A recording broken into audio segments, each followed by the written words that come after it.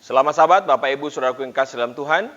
Puji syukur kita patut panjatkan kepada Allah, Tuhan yang telah menjadikan kita.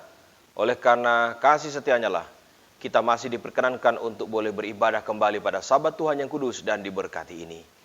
Kami percaya bahwa Tuhan akan senantiasa menyertai kita. Dan teristimewa kita bersyukur, kita masih diberi sehat, kita masih diberi kuat, sampai pada detik ini, kita masih diperkenankan untuk berbakti. Bapak Ibu Saudaraku yang kasih dalam Tuhan, saya percaya bahwa kita semua telah diberkati Tuhan. Sehingga saat ini, sebagai wujud ucapan syukur, kita dapat berbakti bersama-sama. Pekabaran firman Allah pada Sabat Tuhan yang kudus dan diberkati, pada saat ini saya beri judul, Kebosanan Hidup. Sebelum kita masuk dalam pembahasan firman Tuhan, mari kita tunduk kepala sejenak. Kita akan berdoa. Allah kami, Bapa yang di sorga, terpujilah nama-Mu.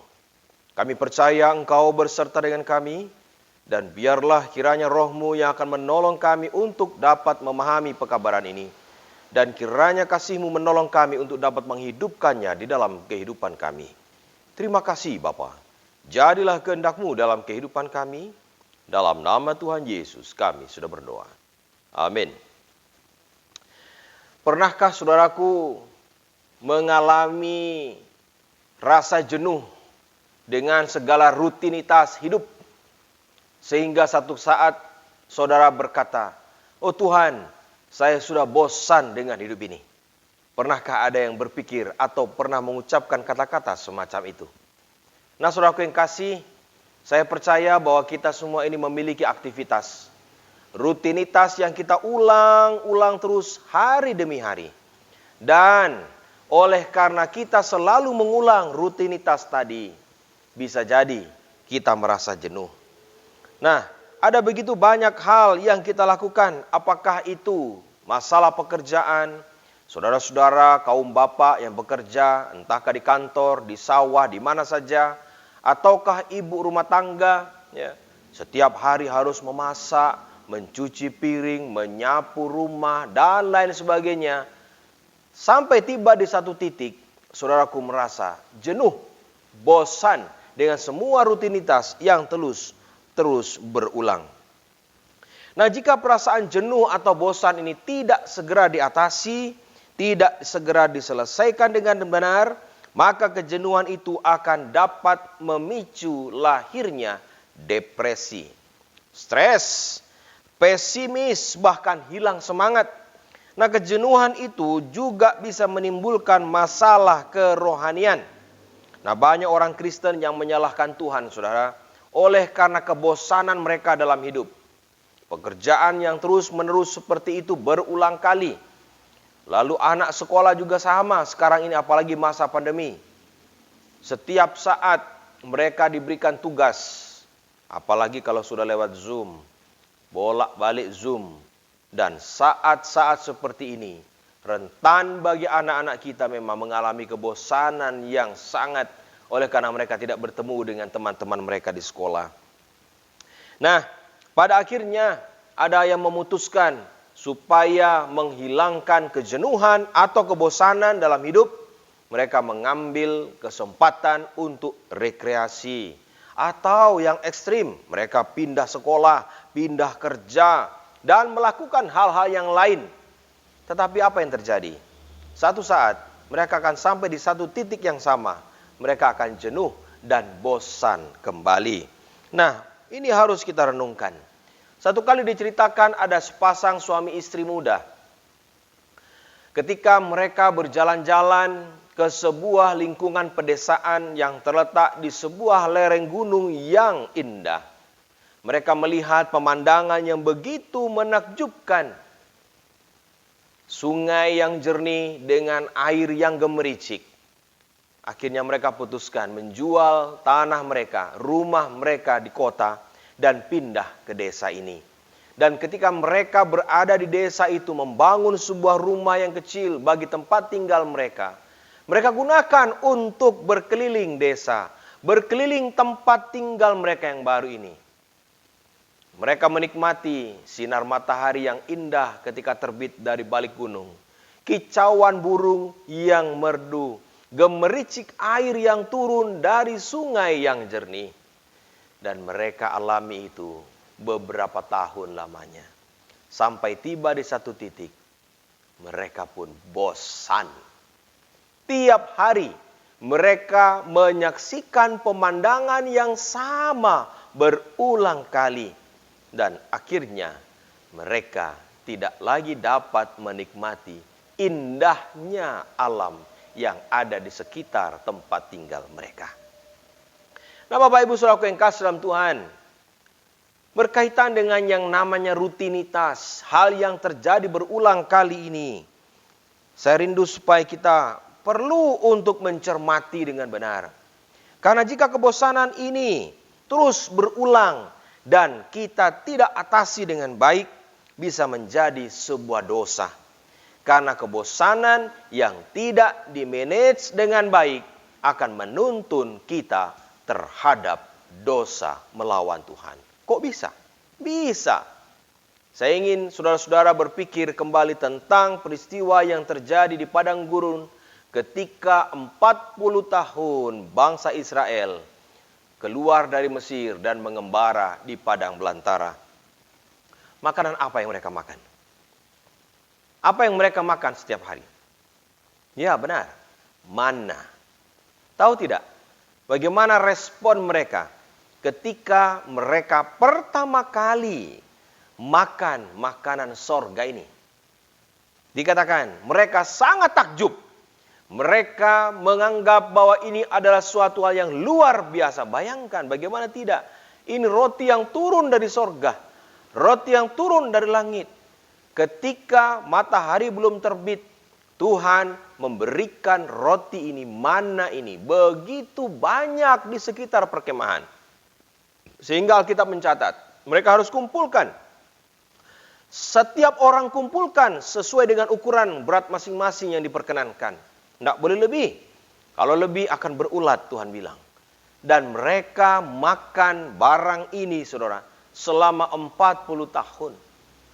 Dan ketika mereka makan ini bertahun-tahun, mereka pun menjadi bosan.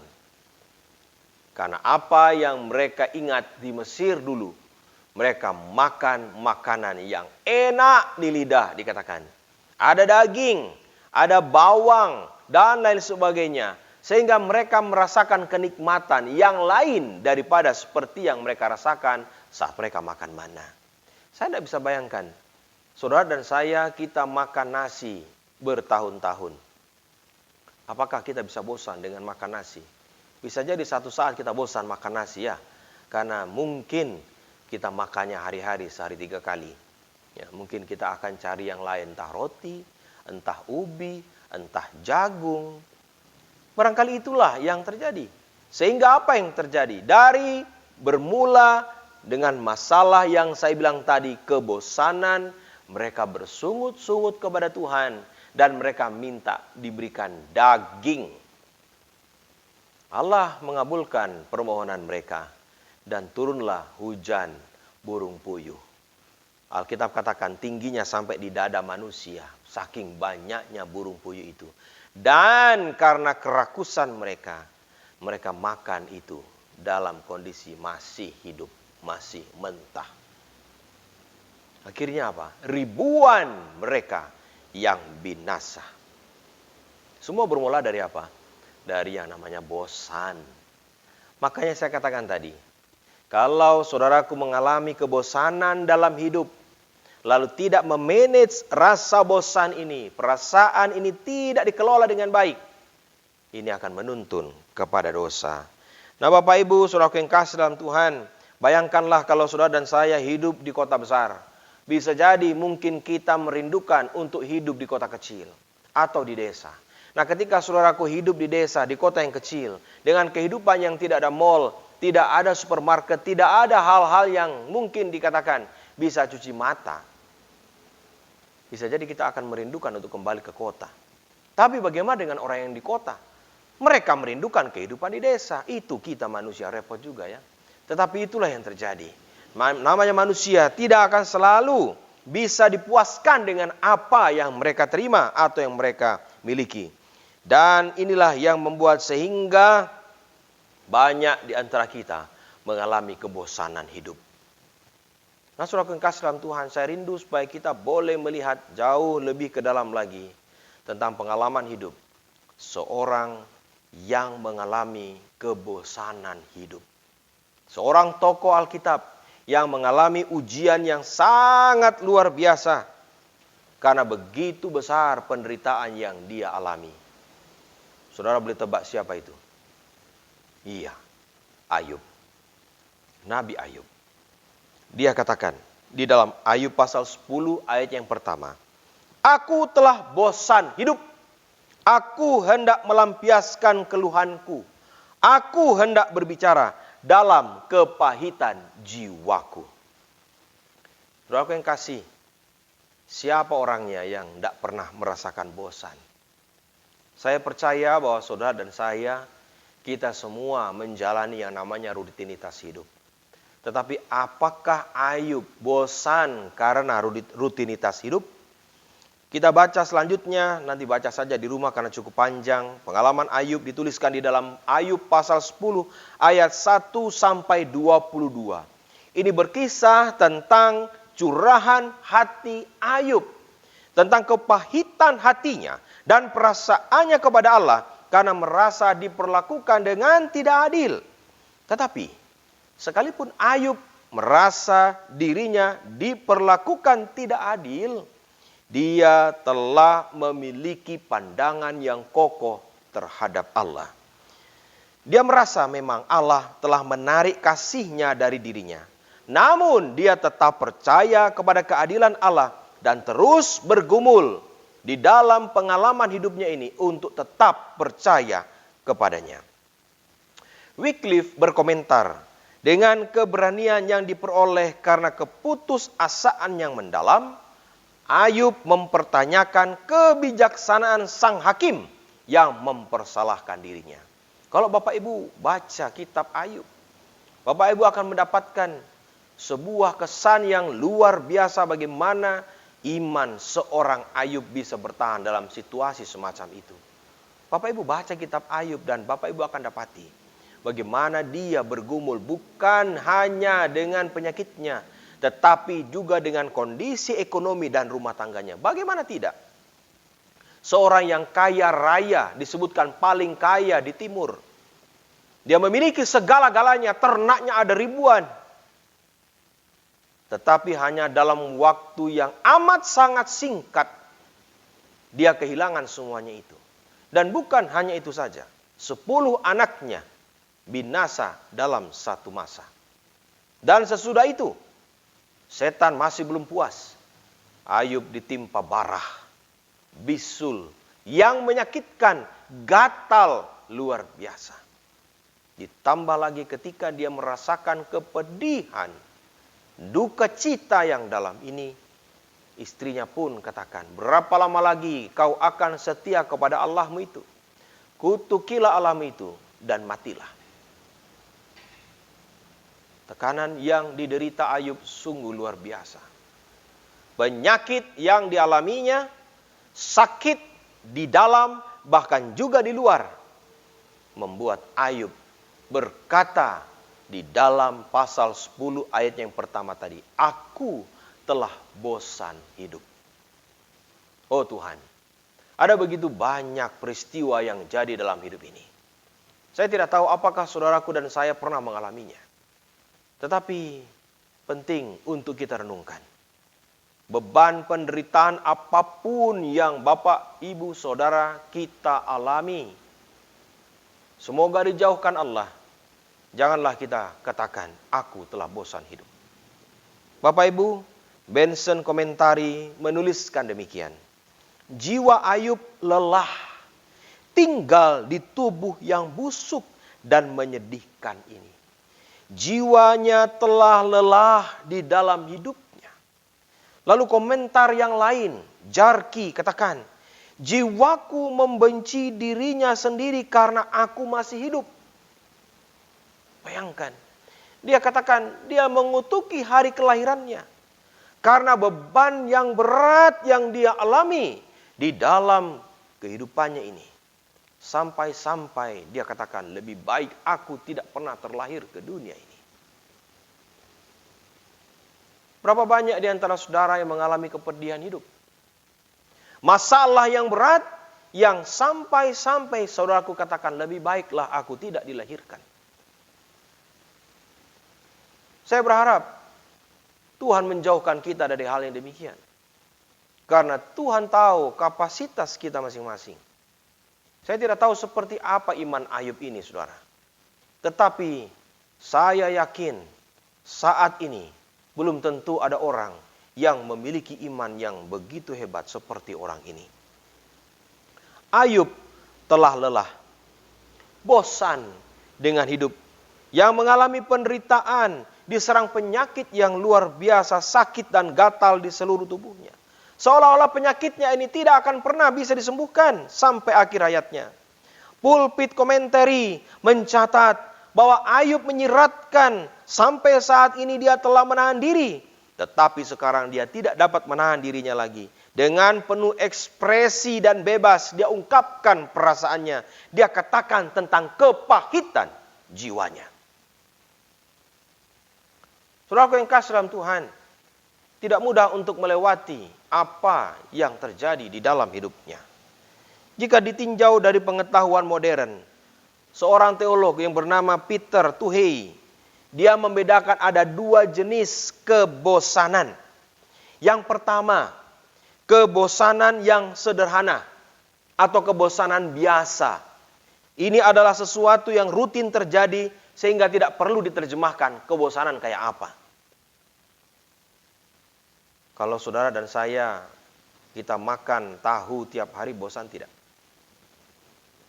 Saya tiap hari makan tahu dan tempe, saudara. Karena hanya itulah makanan kami. Ketika saya makan tahu, supaya tidak bosan, maka saya robahlah tahu itu menjadi bermacam-macam model. Mulai perkedel, mulai dari dadar, lalu dibikin segala macam cara, mendol dan lain sebagainya. Pepes, yang penting dia tidak berupa kotak putih seperti itu. Tahu, saudara, tiap hari dimakan. Bisa jadi kita bosan, bukan? Tetapi bukan ini yang terjadi kepada Ayub. Kebosanan karena rutinitas yang dilakukan berulang kali. Makan makanan yang sama, makan menu yang sama, atau mengalami hal-hal yang lain yang sama.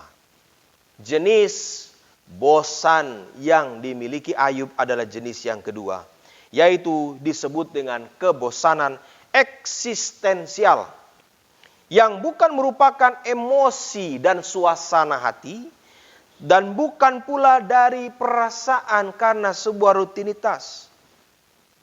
Kebosanan eksistensial ini, kata teolog tadi disebutkan, adalah formulasi intelektual yang muncul bersamaan dengan depresi dan kesadaran diri yang tinggi, yang disebut kondisi refleksi diri.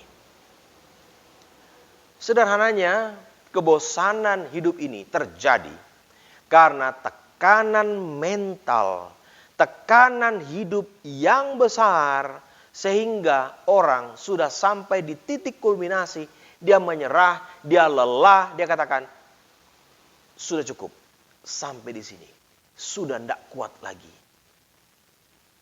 Itulah yang terjadi kepada Ayub.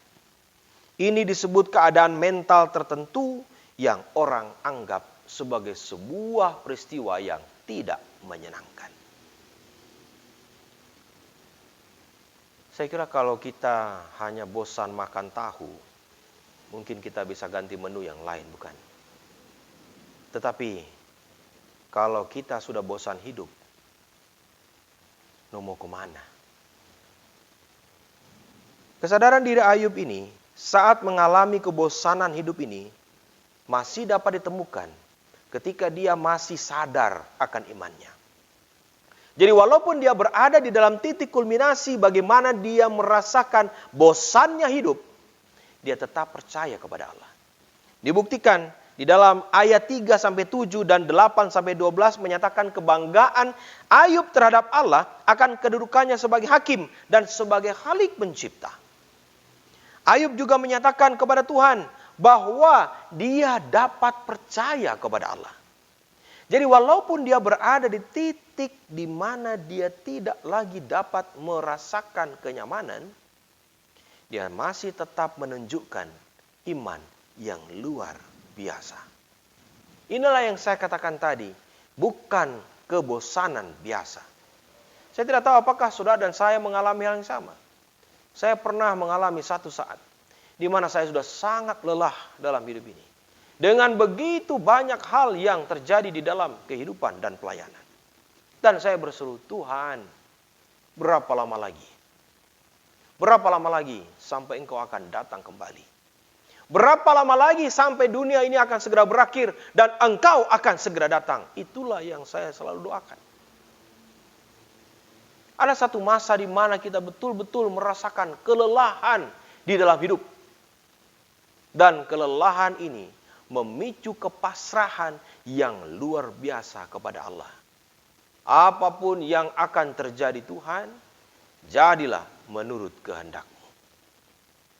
Bapak Ibu Saudaraku yang kasih dalam Tuhan, Ayub mengalami kebosanan karena mengalami tekanan oleh sebab keadaan yang dialaminya, tetapi masih dengan kesadaran bahwa Allah telah menarik kasih-Nya dari dirinya. Tetapi dia tetap percaya kepada keadilan Allah dan terus bergumul dengan Allah untuk mencari pemecahan dari masalah yang pelik ini. Kebosanan Ayub bukanlah karena rutinitas atau beranggapan dia tidak dibutuhkan. Bosannya Ayub bukanlah kondisi di mana pikiran menginginkan perubahan atau mendambakan sesuatu yang baru atau tanda untuk stop dari rutinitas sesaat. Atau memberi warna baru dari keadaan yang monoton selama ini. Perasaan kebosanan ini muncul karena tekanan hidup yang luar biasa. Bapak Ibu, saudara yang kasih dalam Tuhan, kebosanan hidup yang seperti ini, seperti yang saya katakan tadi, jika tidak dibarengi dengan kesadaran diri yang luar biasa akan kuasa Allah dalam hidup saudara, seperti Ayub tadi, ini akan menuntun kepada depresi dan bisa jadi bunuh diri. Ada begitu banyak orang yang mengalami kelelahan hidup seperti ini. Kebosanan hidup seperti ini. Dan karena mereka tidak memiliki pegangan yang kokoh kepada Allah, maka mereka lebih memilih untuk mengakhiri hidupnya. Pernah dengar peristiwa tentang ibu yang membunuh anak kandungnya oleh karena masalah ekonomi? Pernah mendengar seorang ibu yang membunuh anak-anaknya oleh karena tekanan psikologi dari suami bahkan juga dari keluarga? Ada hal-hal yang luar biasa yang terjadi di dunia saat ini, di mana seseorang pada akhirnya kehilangan kesadaran akan Allah yang hadir di dalam hidupnya. Sebagai umat Tuhan, saya rindu agar kita benar-benar memiliki iman yang teguh. Agar di saat-saat yang melelahkan dalam hidup ini, saudara dan saya tetap memiliki iman yang kokoh di dalam Tuhan. Bapak Ibu, kebosanan hidup juga ternyata dialami orang lain tokoh Alkitab selain Ayub. Salomo yang mengejar segala kenikmatan hidup, dia mencapai titik di mana dia membenci hidup. Bapak Ibu boleh buka di dalam Pengkhotbah 2 ayat 17. Tetapi dia masih di dalam kesadaran diri dan menyatakan akhirnya Salomo belajar takut akan Allah dan berpegang pada perintah-perintahnya adalah kewajiban setiap orang. Di dalam Pengkhotbah 12 ayat 13. Kalau Ayub mengalami beban hidup yang luar biasa, Salomo menikmati semua kemewahan hidup, kenikmatan hidup yang luar biasa. Dua-duanya bosan. Dua-duanya jenuh. Nabi yang lain Elia, masih ingat? Karena ketakutan yang luar biasa, sampai dia berdoa, cukuplah Tuhan, sekarang ambillah nyawaku. Depresi yang luar biasa membuat dia sampai di satu titik di mana dia kehilangan imannya. Ketika dia menghadapi Isabel, nyawanya terancam dan dia menyerahkan dirinya kepada Tuhan. Yunus, ketika dia dipanggil dia tidak mau, akhirnya dia melarikan diri ke Tarsis dan di tengah perjalanan angin dan badai menggoncangkan kapalnya sehingga dia dilemparkan ke laut dan dimakan oleh ikan besar. Ketika dia memenuhi janjinya, Allah membuang dia ke Niniwe. Dan di saat itulah dia melaksanakan tugasnya. Tetapi apa yang menjadi harapannya? Niniwe segera dihancurkan? Tidak. Disinilah dia depresi dan dia katakan, lebih baiklah dia mati. Apalagi ketika pohon yang tumbuh dalam semalam menaungi dia, dalam semalam pula pohon itu mati. Begitu banyak cerita di dalam Alkitab mengenai tokoh-tokoh Alkitab juga yang merasakan depresi yang luar biasa. Mereka mengalami hal yang serupa tetapi tidak sama persis dengan Ayub. Mereka mempertanyakan hidupnya kepada Allah, merasa lelah dalam menjalani kehidupan sehingga ingin mati rasanya. Tetapi mereka tidak melakukan hal yang merusak. Mereka tidak bunuh diri. Melainkan mereka justru bergumul dalam hidupnya dan selalu bertanya kepada Tuhan dalam akhir kisah Ayub. Bapak Ibu dapati, apa dikatakan di sana? Ayub menyadari pekerjaan Allah, dia menarik ucapannya dan pada akhirnya Tuhan memulihkan keadaannya. Sahabat-sahabatnya sampai bersaksi, Elihu katakan, oleh karena keadaannya yang demikian, Bapak Ibu, Ayub sampai tidak bisa makan. Orang yang depresi, orang yang bosan hidup, dikatakan tidak lagi mau makan. Sampai dikatakan dagingnya, dia kehilangan nafsu untuk makan makanan yang lezat. Dagingnya menjadi susut sehingga dia tidak kelihatan lagi. Tulang-tulangnya yang mula-mula tidak tampak dan sekarang menonjol keluar. Orang yang depresi bisa kehilangan makna hidup.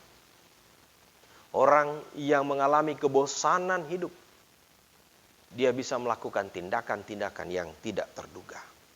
Namun, ketika dia tetap terpaut kepada Tuhan, seperti Ayub, walaupun dia mengalami tekanan yang sangat hebat, dia tetap berpaut kuat kepada Tuhan.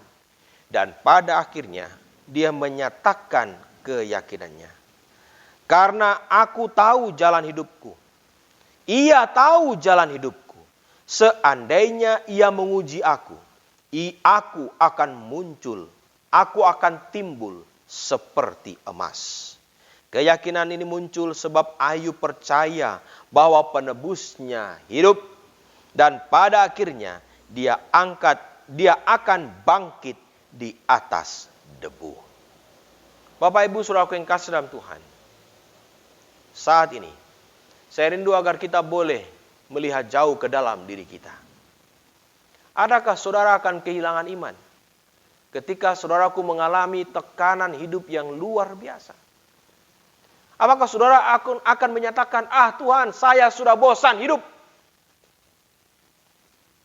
Apakah kita akan tetap seperti Ayub dan menyatakan, seandainya ia menguji aku akan timbul seperti emas. Bapak Ibu Saudaraku yang kasih dalam Tuhan, menjadi kesimpulan pembahasan firman Tuhan pada Sabat Tuhan yang kudus dan diberkati ini. Saya rindu agar kita boleh melihat jauh ke dalam apa maksud Tuhan dengan adanya kebosanan di dalam kehidupan kita. Jika kebosanan melanda kita, tetapi kita tidak memiliki pegangan yang kuat di dalam Tuhan, ini bisa merusak bukan hanya kesehatan kita, tetapi juga iman kita. Tuhan ingin agar hidup kita menuju kehidupan yang lebih baik. Itulah sebabnya Dia mengizinkan segala sesuatu ini terjadi dalam hidup kita. Satu hal yang kita tidak boleh terjadi dalam kehidupan ini. Saat kebosanan itu muncul, apakah karena rutinitas hidup? ataukah karena tekanan yang berat di dalam hidup ini. Jangan menganggap biasa segala berkat dan campur tangan Tuhan dalam hidup ini. Ada orang yang berpikir, sudah biasa Tuhan memberkati saya. Sudah biasa kalau Tuhan memberkati umatnya. Sehingga dia menganggap enteng berkat-berkat Tuhan. Jangan. Belajarlah untuk mengucap syukur setiap saat. Belajarlah untuk selalu bersyukur untuk semua campur tangan Tuhan dalam kehidupan kita. Ada orang yang saking biasanya dia menerima sesuatu dari orang tua, lalu dia menganggap biasa segala hal yang diberikan orang tuanya. Akhirnya dia tidak lagi mengucapkan syukur. Dia tidak lagi berterima kasih dengan apa yang orang tuanya berikan. Karena mindsetnya katakan, sudah biasa orang tua memberi kepada anak. Yang seperti inilah yang tidak boleh terjadi. Orang tua kita yang di sorga, dia begitu mencintai saudara dan saya. Jangan pernah menganggap remeh, jangan pernah menganggap biasa segala campur tangannya dan berkatnya dalam hidup ini. Disitulah kita belajar untuk berterima kasih. Bapak Ibu, saudaraku yang kasih dalam Tuhan, saya percaya saat ini Tuhan beserta dengan kita. Akan ada hal-hal yang sulit yang kita akan hadapi dalam hidup. Kebosanan di dalam hidup ini. Apapun itu, tetaplah berharap kepada Tuhan. Karena Dia Allah yang setia. Dia tidak akan pernah meninggalkan kita. Semoga Allah memberkati kita. Dan biarlah kiranya kasih setia Tuhan yang akan menolong kita untuk bertumbuh di dalam iman kita. Amin. Mari kita berdoa. Allah yang kekal, Bapa kami yang di sorga, terpujilah nama-Mu. Kami bersyukur atas kasih setiamu Tuhan. Engkau telah pimpin kami hingga sampai saat ini. Dan kami bersyukur karena kasih-Mu yang besar. Kami boleh bertahan di dalam segala situasi hidup yang menyakitkan dan bahkan yang menimbulkan segala macam depresi dalam hidup. Kami yakin bahwa Engkau Allah yang peduli. Engkau Allah yang selalu memberikan yang terbaik. Biarlah kiranya kasih-Mu menolong kami sehingga kami tetap percaya kepada Tuhan. Terima kasih Bapa. Biarlah Engkau boleh meteraikan setiap benih firman ini di dalam hati kami, agar boleh menjadi berkat dalam kehidupan kami. Terpujilah nama-Mu, terima kasih untuk semua berkat dan kasih setia-Mu. Dalam nama Tuhan Yesus, kami sudah berdoa. Amin. Kiranya Tuhan memberkati kita, dan kiranya kasih karunia Allah akan tetap menyertai saudara dan saya, sampai Maranatha tiba. Kiranya Tuhan memberkati kita. Amin.